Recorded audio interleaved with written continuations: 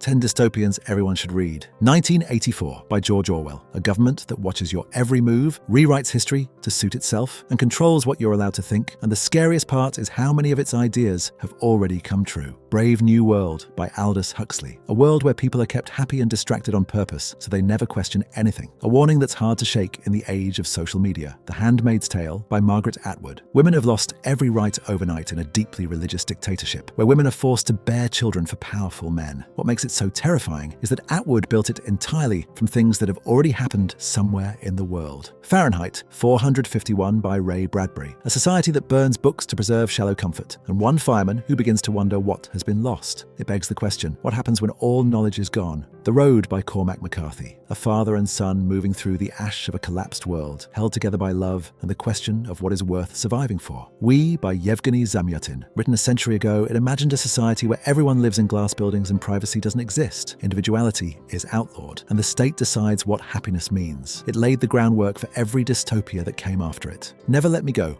by Kazuo Ishiguro. A quiet, heartbreaking story about a group of friends who discover that they are clones and what their lives were always destined for. Organ donation. The Power by Naomi Alderman. A world reshaped when women develop physical dominance over men, and the unsettling portrait of what power does to whoever holds it. Station 11 by Emily St. John Mandel. A deadly flu ends civilization almost overnight, and instead of focusing on the horror, it asks why humans cling to art, music, and stories even when survival is all that matters. Parable of the Sower by Octavia Butler. A climate-ravaged and fractured America is seen through the eyes of a young woman building a new philosophy of survival from the wreckage. Links in the description.